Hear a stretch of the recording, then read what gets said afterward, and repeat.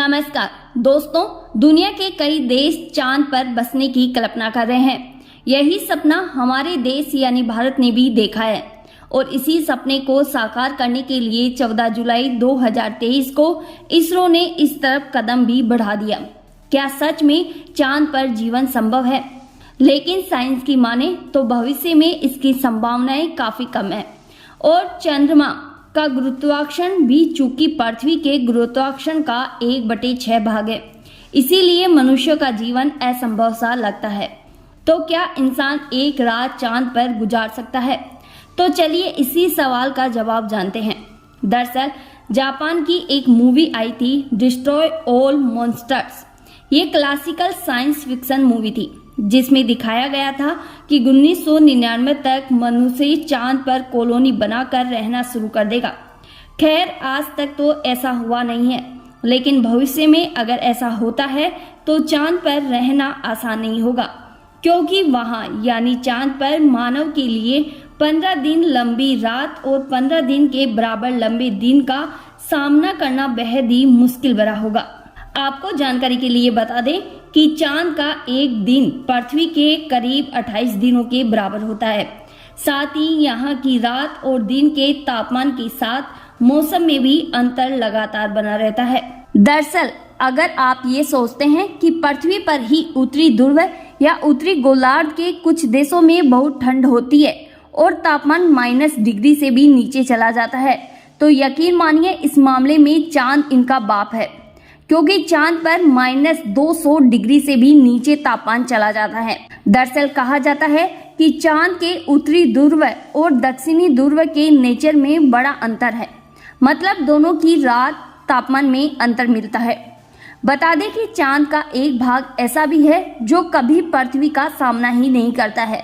यहाँ आमतौर पर अंधेरा ही रहता है। चांद जब अपनी कक्षा में 360 डिग्री घूमते हुए पृथ्वी का चक्कर करता है तो उसमें उसे 27.32 दिन का समय लगता है। पृथ्वी पर एक दिन 24 घंटे का होता है, जिसमें 12 घंटे का दिन और बाकी 12 घंटे की रात होती है। लेकिन अगर बात चांद की करें तो यहाँ पर तो एक दिन ही करीब 14 दिन के बराबर होता है और रात भी इतनी ही लंबी होती है। ऐसे में चांद की सतह पर मौजूद वस्तुओं पर रात और दिन का बहुत बड़ा असर पड़ता है। दिन की बात करें तो यहाँ तापमान दिन में लगातार बढ़ता है। फिर चांद के अलग अलग हिस्सों की स्थितियां भी अलग अलग होती है, जिनके बारे में अभी कोई स्पष्ट जानकारी नहीं है। माना जाता है कि चांद का साउथ पोल बेहद ही ठंडा है। रातें तो इतनी ठंडी होती है कि पृथ्वी का कोई इंसान यहाँ कुछ समय के लिए यानी कुछ मिनटों के लिए भी नहीं रुक सकता। ऐसे में बस्तियां बनाने की कल्पना तो दूर की बात है। अब भारत अपने चंद्रयान 3 के लैंडर विक्रम को 23 अगस्त को उतारेगा, तो उसके लिए जिस दिन वह उतरेगा उस दिन के पीछे की गणना की गई थी, क्योंकि उसी दिन चांद पर दिन की शुरुआत हो रही है। ऐसे में लैंडर दिन में अपना काम आराम से कर सकता है ताकि मौसम भी लैंडर का साथ दे सके। यही पूरा प्लान चंद्रयान 2 के समय भी निर्धारित किया गया था।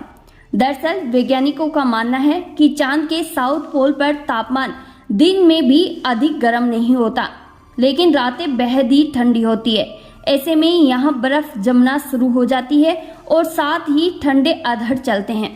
ऐसे में यहाँ रहना केवल कल्पना मात्र है, लेकिन ये भी कहा जाता है कि ये दक्षिणी ध्रुव ही वह इलाका है जहां पानी मिलने की संभावना है। इसीलिए नासा के अपोलो मिशन ने सबसे पहले नील आर्मस्ट्रांग को चांद पर भेजा था।